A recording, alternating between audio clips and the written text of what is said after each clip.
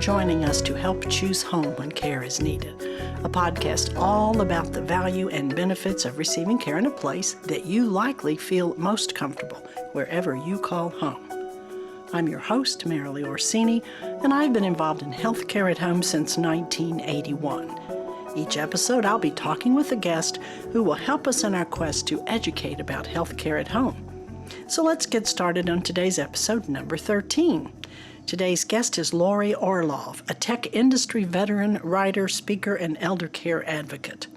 Laurie's the founder of Aging in Place Technology Watch that provides information about technologies and services that enable boomers and seniors to remain longer in their home of choice. Your entire career now is pretty much based on helping people find technological ways to make home care easier. Is that correct? Well, a little more focused than that. It's about technology that can help people age in their homes. I really write and target the audience of the market that provides those technologies. Generally speaking, not directly to consumer, but so I'm encouraging tech vendors. I'm encouraging companies to understand more about those tech vendors, and I'm encouraging nonprofits and organizations that serve seniors to learn more about the market. Well, let's focus this a little bit on the consumer today, because I know you are constantly looking for new technology and evaluating and rating and introducing. So what are some of the things you have found that you think from a consumer standpoint would help them make a choice to stay at home, technology that would help them be able to stay at home? First of all, I think we have to define what we're talking about here. I think we can agree that most consumers would prefer to stay at home. Yeah. I think that's been surveyed multiple times. Yeah. And the question is, how can they stay there safely and in communication with families and those that care about them, as well as those that provide services to them? So that's really, I view safety and communication as the two categories of technology that one cannot stay in one's home effectively without. Okay. Safety, the first, number one technology that all consumers should have and think about is a home alarm system that would help protect them in the event of fire or flood that could result from leaving a faucet running or any other disaster to their property. They need to have an alarm system that would notify police. Or if they are wearing a personal emergency response pendant, that pendant is connected to a call center that can respond should they need help. So that's sort of the base prerequisites, I guess, of staying longer in your own home. If you can't rely on either of those capabilities, then you're vulnerable.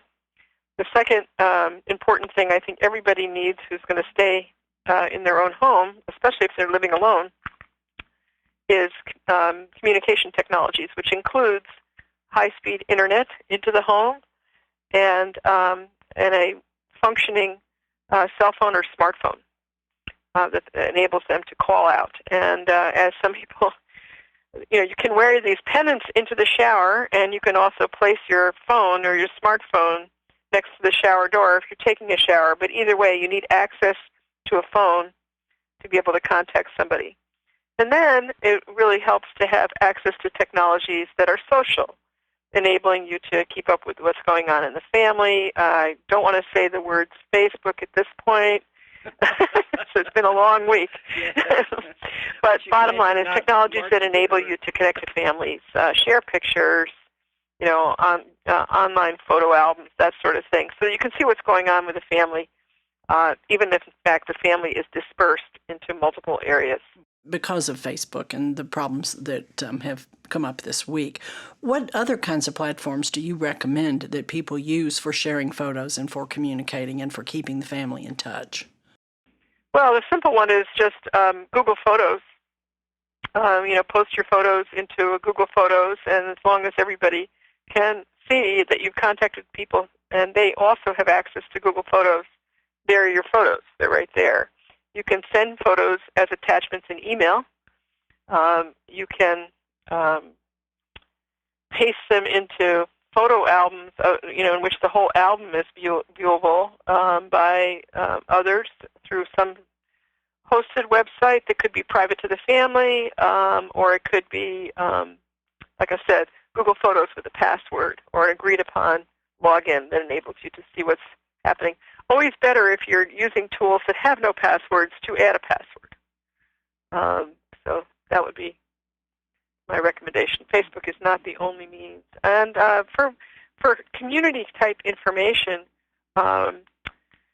there's also a tool out there called Nextdoor, which I think is actually pretty interesting. It's for neighborhood sharing of information in the same way that you might share on Facebook. You could also share information using the Nextdoor environment, which is passworded.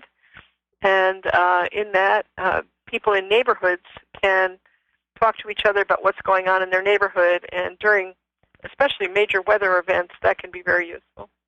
The use of sensors is something that has been in my radar lately in terms of people, adult children, who are looking for ways to assist from afar to keep their parents at home. What are your feelings about the types of technologies that do provide sensors or put sensors in the home to monitor activity of an older person? Well, if the older person is fully with it and able to participate in the conversation, they have to agree. I think that this kind of technology has been around for a long time. It keeps surfacing in new forms and new vendors. But if the older adult doesn't get any benefit directly from it, it's being watched by your adult children without any social exchange of any type. If you're, like I said, if you're fully cognizant and with it, you're not going to enjoy that experience. Some people are threatened by their adult children. They say, "Mom, you're going to have to move to an assisted living facility if you don't let us put these sensors around your house." I suppose that works. That's the same with the personal emergency response pendant. Threatening them works, but it's not the best. So in terms of, from a consumer standpoint, again, because oftentimes the hard part with choosing to stay at home is really not understanding the options. And so it sounds like, as you've said, the two most important things, one is having the communication to be able to call someone, and the other is have some type of an alarm system in case you get into trouble so someone's going to come help you. And then I added in sensors, which is really another level, the sensors in the door, monitors and those kinds of things. But those are really more for someone who is in the beginning stages of dementia, correct? And you're leaving them at home? It could be for that. You could also have door sensors that say when the front door is being opened and a person is in another room, it would be good to have some level of indication that a door is being opened or was left open. When the person came in, they left the door open and it's still open. And so who is is someone being notified besides the person who may be watching TV, may have the volume up, may not remember that they left the door open. I don't think it's really so much about dementia as potentially it could be just plain forgetfulness. Mm-hmm. The other sensors that people like to talk about are the ones that say, the aging person has not approached the refrigerator, therefore they have likely not eaten anything today. Or the older person has gotten up multiple times at night for trips to the bathroom. It's possible there's some kind of urinary tract infection or there's some kind of problem like that. That is done, and these technologies are being implemented both in-home and in senior housing as well. But there's so many, there's also lightweight technologies you can have, like pathway lighting, so that when you step on the floor and head to the bathroom, your path is lit by motion-sensing night lights. Whether you need a smart refrigerator that says the person took any milk out of it or ate anything, I think that is a sign.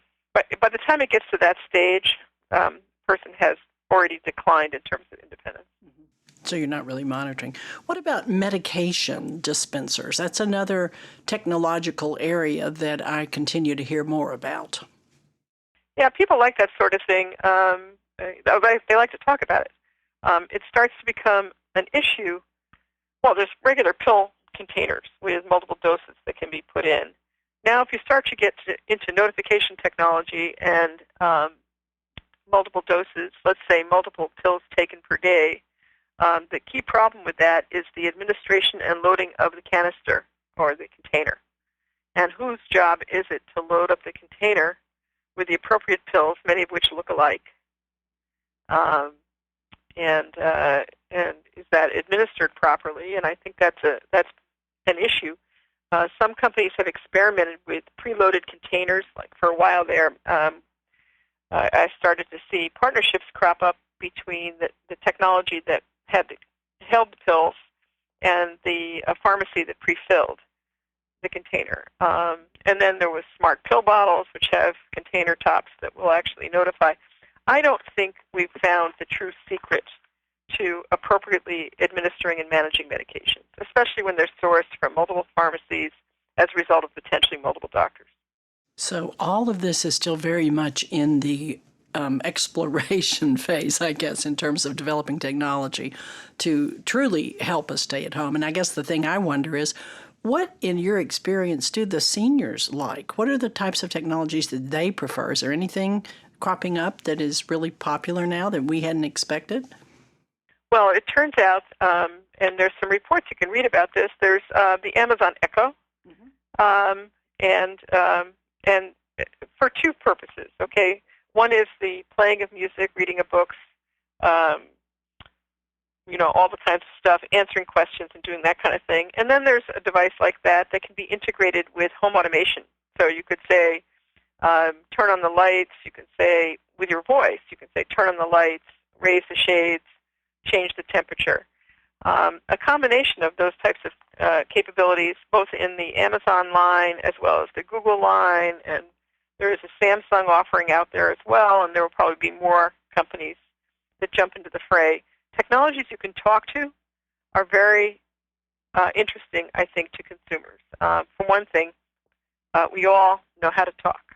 We don't have to be trained to use a device in the situation where it involves talking, and especially something that can be integrated with something really nice, like play my dinner music, or read me a book, or answer a question, or tell me how long it's going to take to get to such and such a place.